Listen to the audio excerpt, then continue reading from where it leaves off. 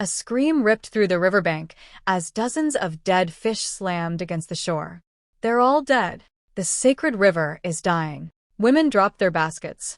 Men stumbled backward. Children began crying. Then the blind priestess raised her trembling staff toward the raging water. "She is angry," she whispered. Nobody spoke. Rain crashed harder. The river queen is crying. Fear spread through the crowd like fire. Because in Obiora Kingdom, people feared one thing more than war, more than famine, more than death. They feared the river turning against them. And standing at the edge of that chaos was Chike. Cold, hungry, desperate. His eyes remained fixed on the water. Something was wrong. The river had never looked like this. Never. "Go home," a villager shouted. Nobody should be here. But Chike did not move. Because home meant facing Ada. And facing Ada meant facing the truth. There was no food left. No medicine. No money. Only excuses. He turned away from the crowd and walked through the muddy path toward his small hut. The coughing started before he even opened the door.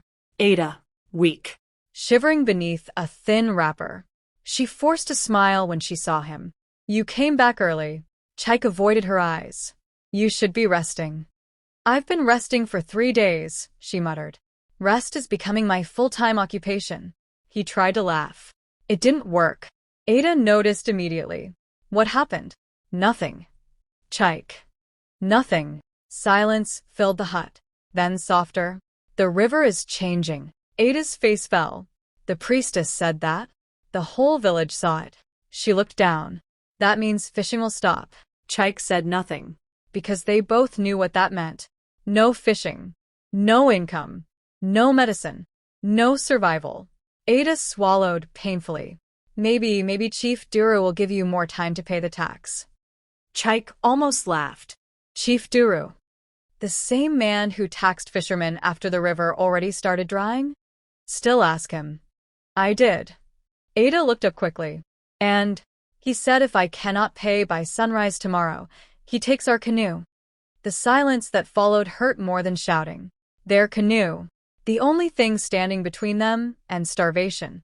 Ada's voice shook. "Chike." "No." "You can borrow." "From who?" "You have friends. Poor people do not lend money to poor people." She lowered her head. Rain hammered the roof. Then suddenly, "Go fishing tonight." Chike turned sharply. "What?" "Go after moonrise." His face hardened instantly. "Don't say that again." "Why not?" "The river is full at night. You know the law." "Yes." "And I know I'm getting weaker." "Ada." The girl flinched. Immediately, regret washed over him. He knelt beside her. "I'm sorry." She wiped her eyes. "I don't want to die, because you were too afraid to break a tradition." Those words struck him harder than any slap. He stood up and paced the tiny room. Because she wasn't wrong. The forbidden law had existed for generations. No fishing after moonrise. No entering sacred waters at night. People believed the river queen walked freely after dark. And anyone who crossed her path never returned. Stories. Warnings. Fear. But fear could not buy medicine. Fear could not feed Ada. Night fell slowly. Painfully. The village became quiet. Too quiet. Chike sat outside staring at the dark river in the distance. His father's old fishing net rested beside him. Ada's coughing echoed inside the hut. Again. Again. Again. Finally, he grabbed the net. Inside the hut, Ada sat up. "You're going?" He refused to look at her. "I'll be back before dawn." Fear filled her face instantly. "Chike, maybe don't. You wanted me to go." "I know, but..." He turned. "If I lose the canoe tomorrow, we lose everything. Then wait until morning. There may not be a morning for us." That ended the argument. Moments later, his canoe slid silently into the black water. The river felt wrong immediately. Too still. Too cold. No insects. No frogs. Nothing. Only silence. Chike swallowed. "Just fish," he muttered to himself. "Catch enough. Go home." Simple. Easy. He cast the net. Waited. Nothing. He cast again. Still nothing. His breathing grew heavier. Come on. Then thunder exploded across the sky. The river jerked violently. The canoe rocked. Wind slammed into him. What? Another wave crashed against the boat. Rain began pouring without warning. Within seconds, the peaceful river transformed into chaos. No, no, no. He pulled desperately at the net. It snagged. Stuck. The canoe tilted dangerously. Lightning flashed.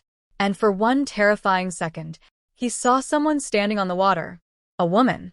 Impossible. His heart nearly stopped. Another wave smashed into the canoe. The boat flipped. The world disappeared beneath freezing darkness. Water filled his lungs. He kicked wildly. Nothing. Up. Where was up? Panic consumed him. He reached blindly through the darkness. Then, a hand grabbed his wrist. Warm. Strong. Impossible. His eyes opened underwater. And he saw her. A woman glowing beneath the river. Silver light wrapped around her body.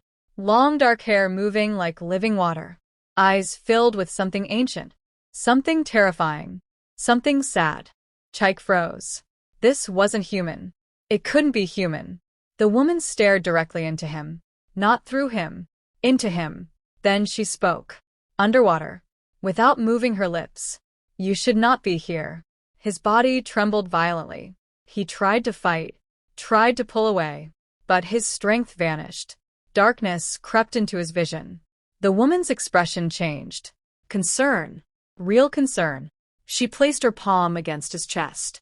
Light exploded through the water. The river roared around them. Then everything went black. Morning sunlight burned across Chike's face. He coughed violently. Sand. Riverbank. Alive. He bolted upright. Confused. Breathing hard. His canoe was gone. His net was gone. The storm had vanished. For several seconds, he wondered if he had lost his mind, until he noticed something inside his clenched fist. Slowly, carefully, he opened his hand. A silver shell necklace. Cold. Beautiful. Impossible. His breathing stopped. He remembered the eyes. The voice. The woman beneath the river. Footsteps approached behind him. Chike. Ada. She ran toward him crying. You idiot! I thought you died. He stared at her without speaking. She grabbed his shoulders. What happened? Where's the canoe? He looked back toward the river. The water was calm now. Too calm. As if nothing had happened. As if the river had swallowed the truth. Then very softly, almost like a whisper carried by the wind, he heard laughter. A woman's laughter. His blood ran cold. Ada shook him again. Chike. Talk to me. He looked down at the necklace hidden in his palm. Fear battled curiosity inside him, because deep down, he knew one terrifying thing. The River Queen was real, and somehow, she had saved his life. If you think Chike should have stayed away from that cursed river, comment below, because what happens next will change everything. And if you're loving Tears of the River Queen, don't forget to like, subscribe, and turn on notifications, because this story is only getting started.